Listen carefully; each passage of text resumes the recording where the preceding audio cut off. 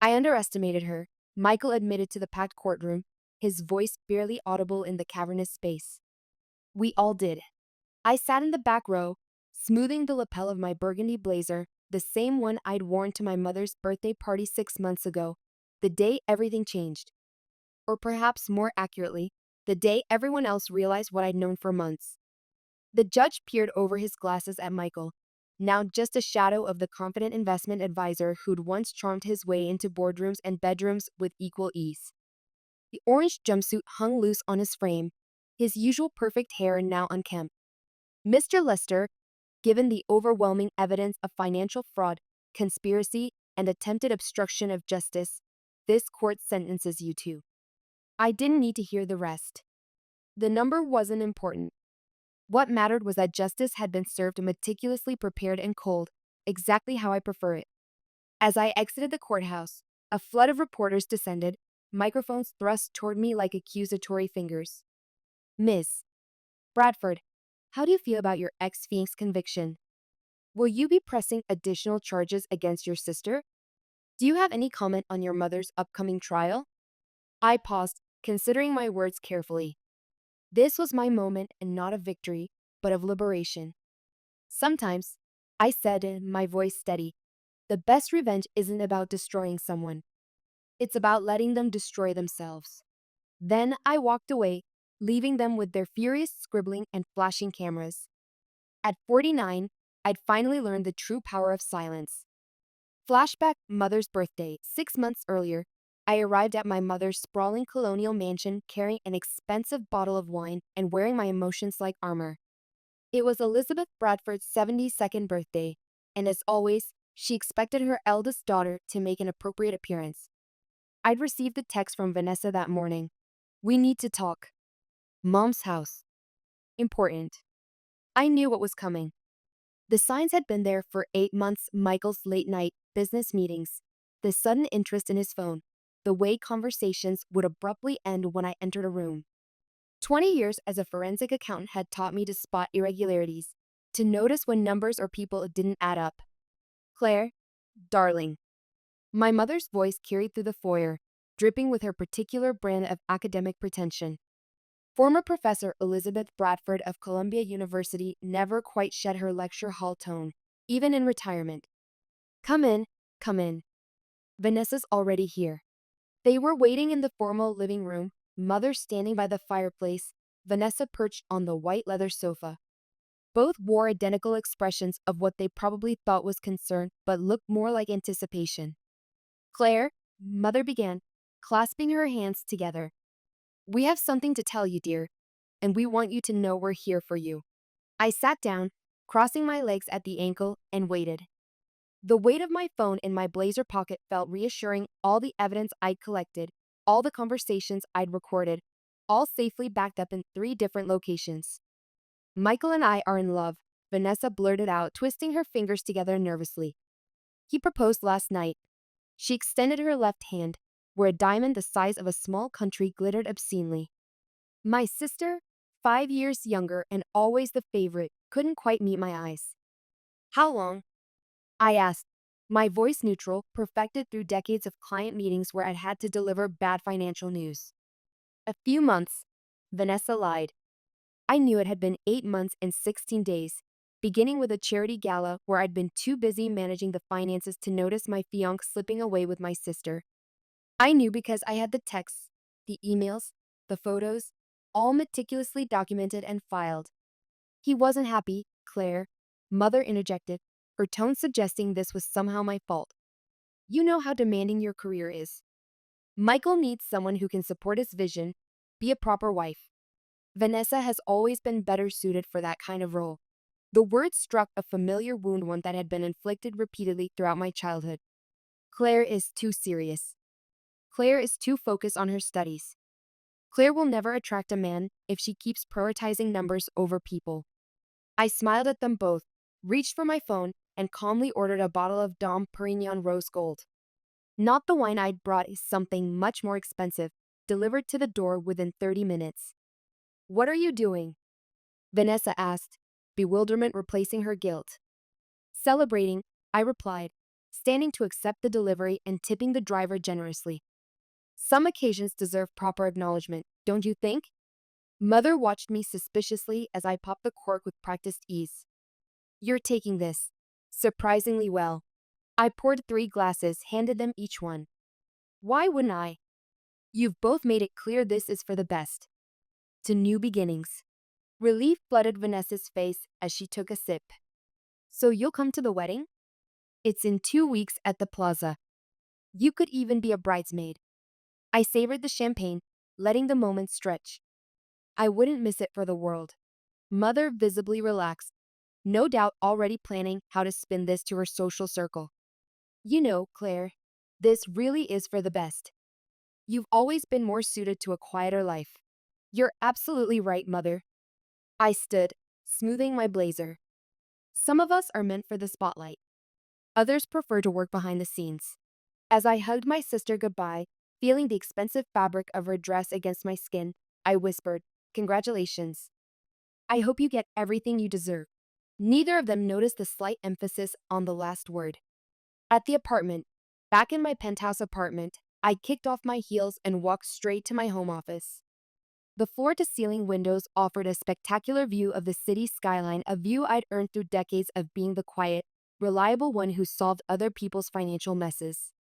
My hands didn't tremble until I was alone, not from grief, but from anticipation.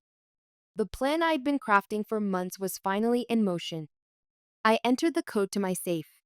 Inside lay the results of meticulous preparation: contracts, bank statements, recordings, and a USB drive containing enough evidence to destroy an empire. My phone buzzed with a text from Michael. "Can we talk? I never meant to hurt you." I almost laughed. Men like Michael always believed their own narratives, that their betrayals were somehow accidental, that their self-serving choices were somehow fate. "Nothing to talk about," I typed back. "Be happy with Vanessa." Another buzz. "You're amazing, Claire. I always said you were the best of them." I smiled at the screen, thinking of the documents he'd signed just last week, believing he was buying out my share of our joint ventures. Michael always focused on the big picture, the grand vision, the impressive exterior, and routinely missed the crucial details in the fine print. "Thanks, Michael," I replied. "Good luck with everything." I closed the safe and walked to the windows, watching the city lights flicker to life as dusk settled. Mother always said I was too quiet, too careful, too passive. She never understood that silence could be a weapon, that patience could be a plan. The champagne had been petty, I'll admit. But after 20 years of swallowing my words, of being the dependable daughter who never caused trouble, sometimes a woman needs to celebrate the moment her trap begins to spring. Flashback, the breaking point. 1 year earlier, I sat in my friend Sarah Wilson's kitchen, watching her pour 2 glasses of Cabernet. Sarah and I had been friends since our Columbia days, where she'd studied law while I pursued accounting. Unlike me, she'd never tried to please anyone but herself. "You're sure about what you heard?" Sarah asked, sliding a glass toward me. I nodded, pulled out my phone, and played the recording. Michael's voice filled the room, followed by my mother's unmistakable tone. "The Bradford family legacy needs someone stronger," Mother was saying. "Claire's sweet, but Vanessa has always been more suited to public life, don't you think?" "I've been thinking the same thing," Michael replied smoothly. "Claire's excellent with numbers, but she lacks that killer instinct, the drive to really make an impact." "Exactly. And you need someone who can match your ambitions. Someone like—" I stopped the recording. Sarah's face had transformed into a mask of outrage. "Those manipulative little—" She cut herself off. "How long have you been recording them?" 3 months, I replied, taking a sip of wine. "Ever since I found Michael texting Vanessa at midnight. He claimed it was about Mother's charity gala. And you're still wearing his ring because—" I twisted the 5-carat diamond engagement ring. "Because I need time to protect myself." "Good girl." Sarah reached for her phone. "I'm calling Richard. He's the best corporate attorney I know. And more importantly, he despises men like Michael." Richard Cohen arrived 40 minutes later, briefcase in hand, looking every bit the high-powered attorney in his tailored suit. He listened to the recording without comment, his expression growing harder with each word. First things first, he said, pulling out a legal pad. We need to separate your assets. How much has Michael invested in your joint ventures? Nothing, I replied with a thin smile. He thinks he has, but I've been careful. Every investment was made with my money, through my companies. He just signed the papers. Richard's eyebrows shot up. Smart, but we need to make it airtight. Create some shell companies. Move your assets around. Make it impossible for him to claim any ownership. I want more than protection, I said quietly. I want everything. Now you're talking, Sarah grinned. Richard leaned forward. Tell me what you need. Over the next few hours, we crafted a plan. Shell companies, irrevocable trusts, carefully worded contracts, a maze of legal protection that would become a trap. The key, Richard explained, is to let him think he's winning. Men like Michael are so convinced of their own brilliance that they never read the fine print. I know someone else who might help, I said. Thomas Green. Michael cut him out of a tech venture last year. The software developer? Richard nodded. Good thinking. We'll need inside help. My phone buzzed with a text from Michael. Working late. Don't wait up. I showed it to Sarah, who immediately checked social media. Vanessa just checked in at that new rooftop bar downtown. What a coincidence, I said dryly. Are you okay? Sarah touched my arm gently. I stood, walking to her window. Outside, the city was alive with possibility. I'm tired of being okay. I'm tired of being the understanding one, the reasonable one. I'm almost 50 years old, and I've spent my entire life trying to please people who see my greatest strengths as weaknesses. Then don't, Richard said simply. Be smarter. Be patient. Let them think you're still that person while you build your case. My phone buzzed again. This time it was Vanessa. Lunch tomorrow? Need to discuss your wedding plans. The audacity, Sarah muttered. I typed back. Can't wait. Let's do lunch instead. Perfect timing, Richard said. I'll have the first set of papers ready by morning. We'll need documentation of every interaction. I'll help, Sarah offered. I can track their meetings, their social media posts, everything. I hugged them both, feeling something unfamiliar bloom in my chest, not just anger or determination, but liberation. Thank you. I know this isn't exactly ethical, I began. Richard snorted. They're planning to humiliate you publicly, steal your investments, and probably paint you as the villain in their love story. Ethics left the building a long time ago. The investment trap. Baby, this could be huge, Michael exclaimed, spreading documents across our dining table. His enthusiasm was always most genuine when discussing money. A tech startup ready for acquisition. They just need capital, and we could triple our investment in 6 months. I leaned forward, examining the papers with carefully manufactured interest. It sounds amazing, but can we afford it? That's the thing, he grinned, reaching for my hand. His touch no longer sent electricity through me, only calculations. If we use some of your trust fund money. Of course, I agreed quickly. Whatever you need.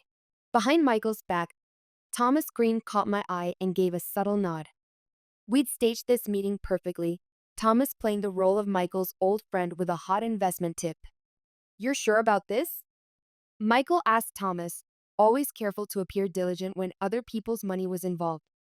It's a gold mine waiting to happen, Thomas replied smoothly. But we need to move fast. Other investors are circling. What Michael didn't know, what he never bothered to verify, was that the startup was actually one of my shell companies, staffed with temporary employees and backed by carefully crafted financial records. The man who prided himself on his business acumen never even conducted basic due diligence. I'll transfer the money tomorrow, I promised, squeezing Michael's hand in what he would interpret as adoration. Later that week, I met Thomas at a quiet bar downtown. How's our investor doing? Strutting around like he discovered electricity, Thomas smirked, accepting the envelope I slid across the table. He's already bragging to his golf buddies about his brilliant business acumen. Perfect. You know, Thomas said, pocketing his consultation fee. When you first approached me about this, I thought you were crazy. But watching Michael walk into his own trap, It's better than therapy. Speaking of traps, I checked my phone. Vanessa just posted another casual photo at his office. Third time this week. They're not exactly subtle, are they? They don't think they need to be. They believe I'm too blind to see or too weak to act. I showed him my mother's recent message. Darling, we should discuss your prenuptial agreement. Michael's making such wonderful investments. We need to protect everyone's interests. Thomas whistled low. Your mother's a piece of work. She's about to be a masterpiece, I replied, finishing my drink. How's the employee exodus going? Right on schedule. Key people leaving Michael's legitimate companies, citing management issues. His reputation's getting shaky in all the right circles. My phone buzzed. Michael again. Big meeting tomorrow. Might need to access more of your investment account. He's getting greedy, Thomas observed. Let him, I typed back. Whatever you need, honey. I trust you completely. The words felt like ash in my mouth, but I sent them anyway. 20 years as a financial fraud investigator had taught me one essential truth. The most devastating cons always rely on the victim's own greed. The engagement party. The engagement party was a masterclass in excess. Mother had transformed her backyard into a fairy tale wonderland, complete with crystal chandeliers hanging from tree branches and champagne fountains that probably cost more than most people's monthly mortgage payments. I wore burgundy and not the angry, obvious kind of red, but a deep, luxurious shade that made me look expensive and dangerous. At 49, I'd learned that subtlety makes a stronger statement than spectacle. Sarah whistled when she saw me. Damn, woman, you clean up nice. Had to dress for the occasion, I said, adjusting my diamond earrings, a gift from Michael last Christmas. Can't let the happy couple outshine everyone. We watched as Vanessa twirled for the photographers, her white designer dress catching the light. Michael stood nearby, one hand possessively on her waist, playing the role of devoted fiancé perfectly. Claire. Mother's voice carried across the garden. Darling, come say hello to everyone. I plastered on my best society smile and made my way through the crowd. The whispers followed me like perfume. That's the ex-fiancé. Can you believe she showed up? Poor thing. She must be devastated. Mother grabbed my arm, her nails digging in slightly. Everyone's been asking about you. I've been telling them how wonderfully you're handling everything. Have you? I sipped my champagne. How generous of you. Claire, she hissed, her academic fod slipping. Don't start. This is Vanessa's moment. When isn't it? Before she could respond, Michael appeared at my elbow. Can we talk? I followed him to a quiet corner of the garden. He looked uncomfortable in his expensive suit, tugging at his collar, a nervous habit I'd noticed years ago when he was hiding something. You didn't have to come, he said softly, his eyes searching mine for signs of distress. And miss all this? I gestured at the party. It's like a fairy tale, Michael. The handsome prince, the beautiful princess, the disposable first draft. It wasn't like that. We didn't plan, please. I cut him off. Spare me the explanations. I'm here to celebrate. Remember? You're taking this too well, he frowned. It's not like you. A memory flashed to Michael telling my mother I was too predictable, and I savored the irony. No? Maybe you never truly knew me. A commotion drew our attention. Vanessa was opening presents, squealing over each designer item. Mother beamed proudly beside her. Your mother's thrilled, Michael observed. She always thought we'd make a better match, Vanessa and I. Mother's usually wrong about important things. I touched his arm lightly. But she was right about one thing.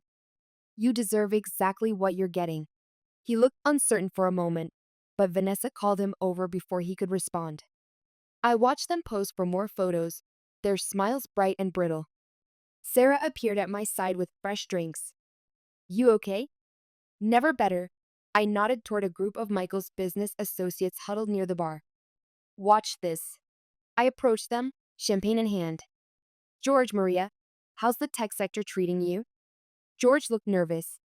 We were just discussing. Michael's new ventures. I smiled innocently. Fascinating stuff. Have you seen the latest projections? Maria shifted uncomfortably. Actually, we've been hearing some concerning rumors. Oh, I widened my eyes. About the startup acquisition? I'm sure it's nothing. Michael always knows what he's doing with other people's money. I left them whispering urgently among themselves, satisfied with the seeds of doubt I'd planted. By tomorrow, those whispers would spread throughout Michael's entire business network. Sarah caught up with me, trying not to laugh. That was evil. That was just the appetizer. The collapse. The first crack appeared on a Tuesday morning.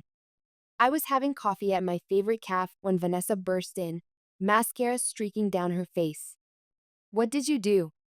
She demanded, slamming her designer purse on my table. The credit cards aren't working. I stirred my latte calmly, observing how quickly my sister's perfect fod crumbled when faced with financial inconvenience. Which cards? All of them. Michael's cards, the joint account, everything. She collapsed into the chair opposite me. We were at the bridal boutique, and they declined the payment for my dress. It was humiliating.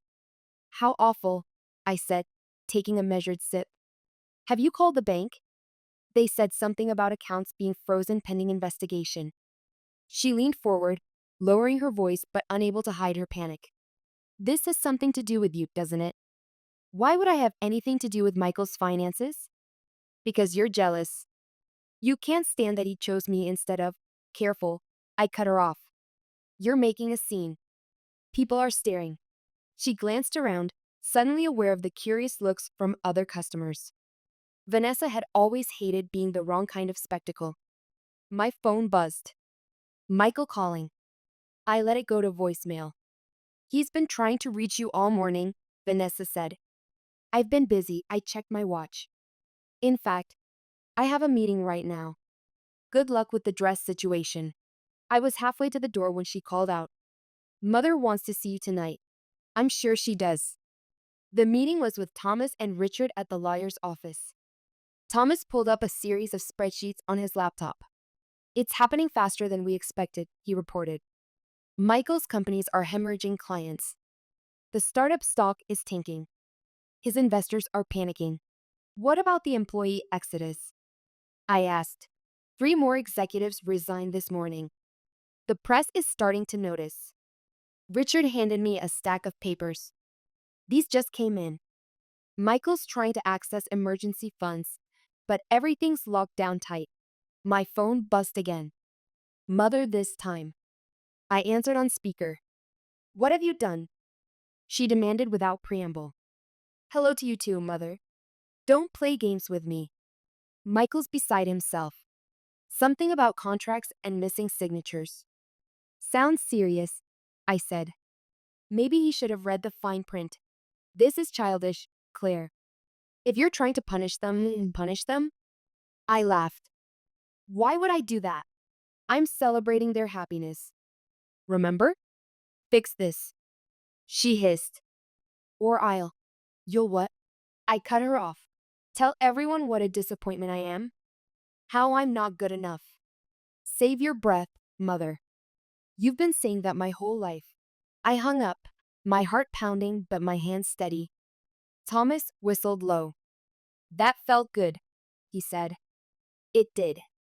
I turned to Richard. Are we ready for the next phase? He nodded, pulling out another file. The cease and desist orders are prepared, and the forensic accountants have found some interesting irregularities in Michael's old business dealings. Anonymous tip to the financial press already done. Thomas grinned. Should hit the news cycle tomorrow morning.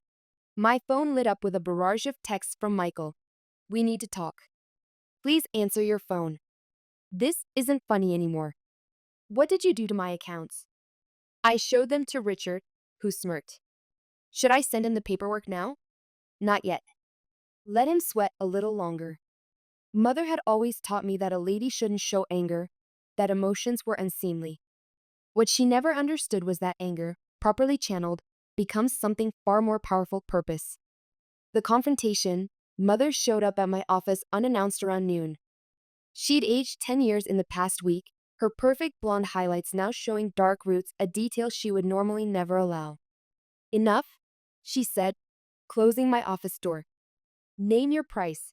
I looked up from my computer. For what? To stop this. This vendetta. Whatever you want. Money, property, public apology. Just tell me. Sit down, mother. I gestured to the chair across from my desk. Let's talk about karma.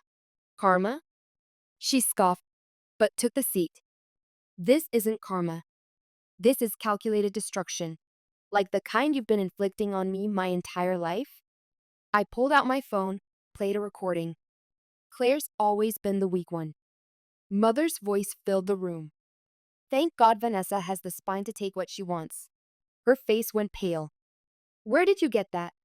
I have years of recordings, Mother. Every backhanded compliment, every manipulation, every time you pitted us against each other. You wouldn't dare. I already have. I turned my monitor to show her the blog post going viral. Anonymous source reveals toxic family dynamics behind tech scandal. Want to read the comments? Her hands shook as she reached for her phone. This will destroy us. No, I corrected. This will expose you. There's a difference. Vanessa's wedding is ruined, she said accusingly. Your sister's wedding is just like mine was supposed to be. I stood up. But don't worry. I'm sure Michael will do the right thing. He's good at that, isn't he? As if on cue, my phone buzzed with breaking news. Lester Investments CEO steps down amid fraud investigation. Mother's phone rang. Vanessa probably. She answered on speaker. Mom. Vanessa was sobbing.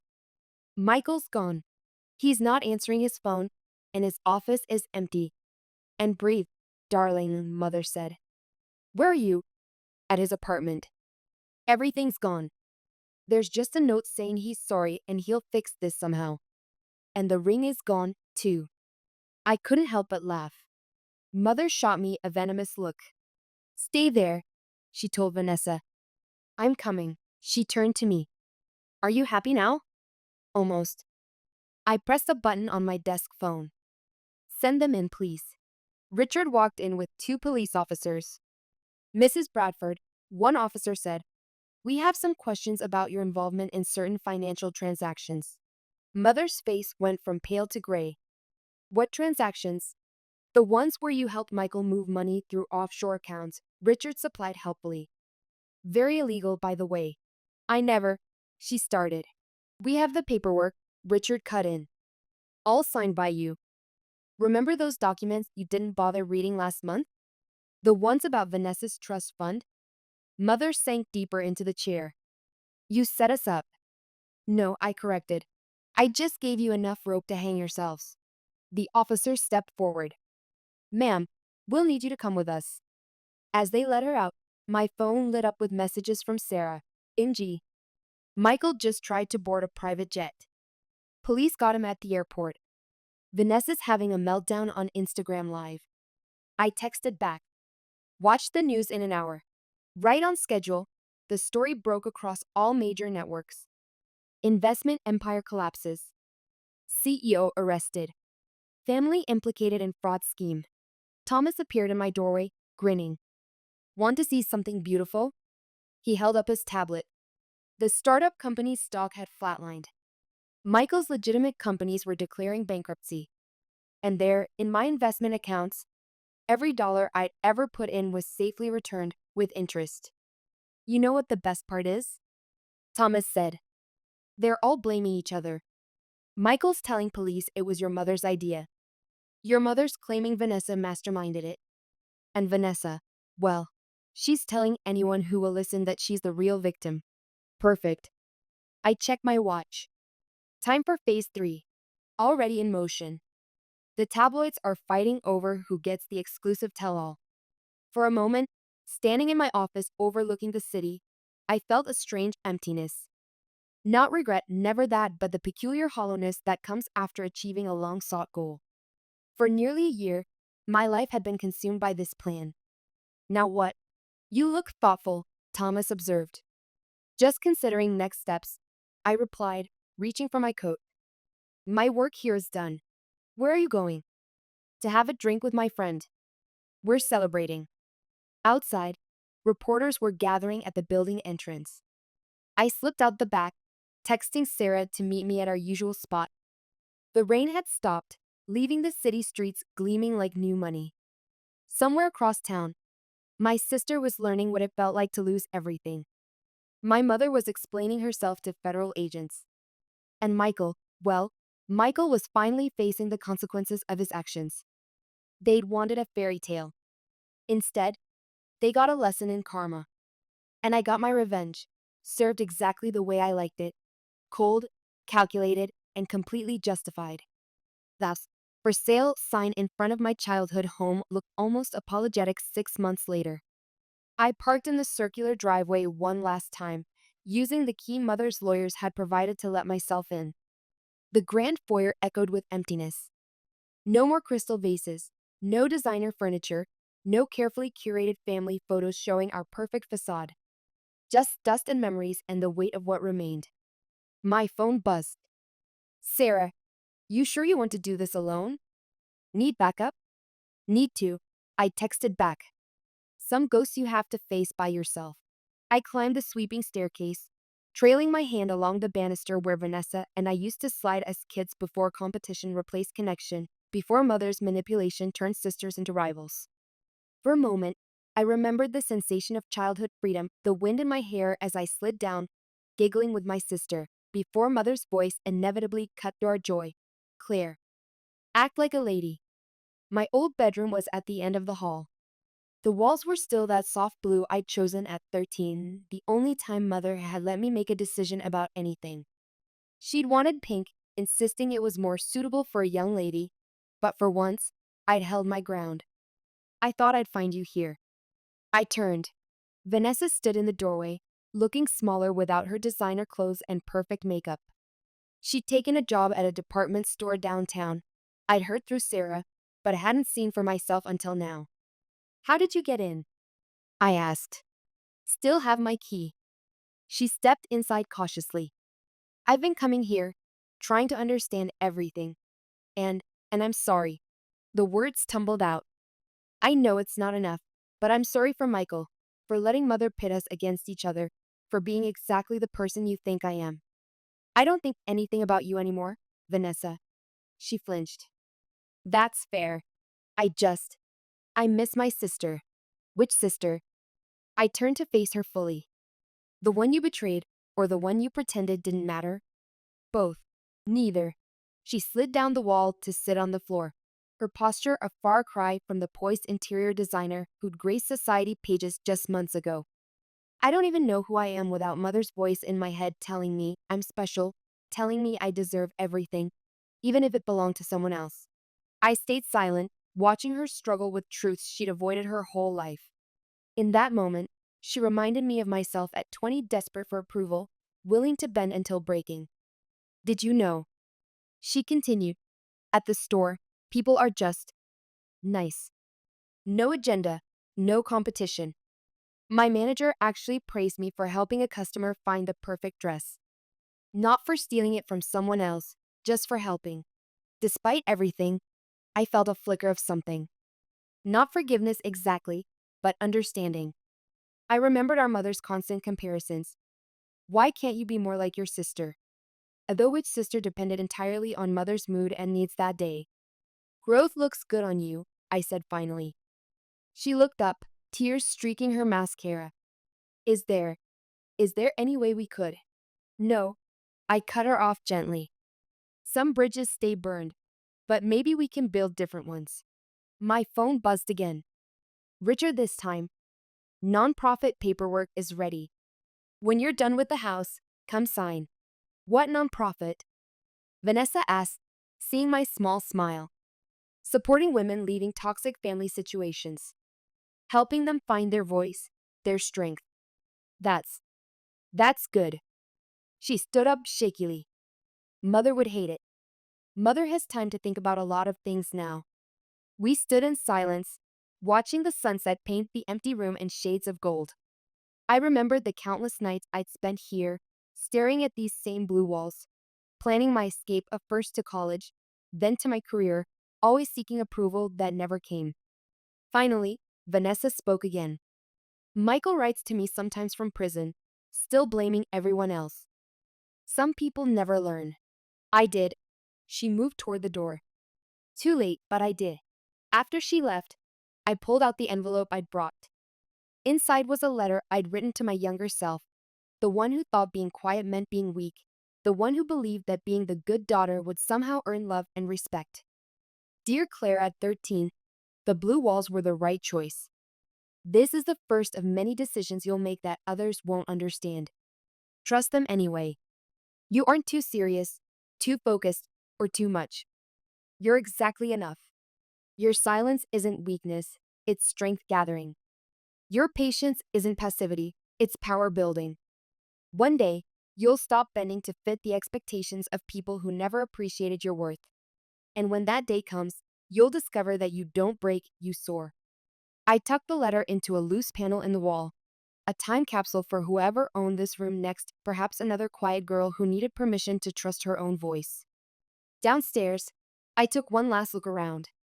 The house that had once seemed like a fortress now looked like what it was, just walls and windows. No match for the strength of a woman who'd finally found her power. My phone lit up with a text from Thomas. Richard told me about the nonprofit. Need a tech consultant? Always, I replied. Someone needs to teach these women how to protect their assets. Outside, the for sale sign caught the last rays of sunlight. I touched it gently, remembering Mother's frequent declaration. This house is our legacy. She was wrong. Legacy isn't about buildings or bank accounts or keeping up appearances. It's about the stories we leave behind, the strength we share, the chains we break. Epilogue: 6 months after the trial, I found myself sitting across from Isla Sherman at the Four Seasons. The tabloid journalist who'd made a career of destroying reputations had approached me about writing a book. The Perfect Revenge. How Claire Bradford outsmarted a corporate conspiracy. The public is fascinated by you, she explained, tapping her manicured nails against her tablet. A woman of a certain age turning the tables on those who underestimated her. It's resonating with women everywhere. A woman of a certain age? I repeated, amused by her careful phrasing. You know what I mean? She smiled. Women who spent decades being overlooked, passed over, written off as past their prime. You're giving them hope. I considered her words. I never set out to be an inspiration. The best inspirations never do, she countered. So, what do you say? Your story, your words, your terms. I sipped my tea, thinking of the nonprofit organization I'd established. Each week, more women came through our doors, not just those escaping toxic families, but women reclaiming their power in all sorts of ways. Women who, like me, had been silenced for too long. I'll consider it, I told Isla. Later that evening, my phone buzzed with a message from an unknown number. I saw your interview on the morning show. Today, I finally left my emotionally abusive husband of 27 years. Your words gave me courage. Thank you for showing me it's never too late to rewrite your story. I stood at my apartment window, watching the sunset paint the city in golden light. At 49, I'd finally stopped trying to be what others wanted and started becoming who I was meant to be all along. My phone buzzed again. A notification from the prison system. Michael had been denied early release. Justice, it seemed, didn't just come to those who wait, it came to those who planned. I thought about Mother, serving her reduced sentence after testifying against Michael. About Vanessa, slowly building a life based on her own merits rather than manipulation. About the house where I grew up, now home to a young family with daughters who would hopefully be encouraged rather than compared. As I prepared for bed, I caught my reflection in the mirror. The woman looking back at me was neither young nor old, but ageless in her certainty. There were lines around my eyes now, not from worry or regret, but from a life finally lived on my own terms. Revenge hadn't been the end of my story. It had been the beginning.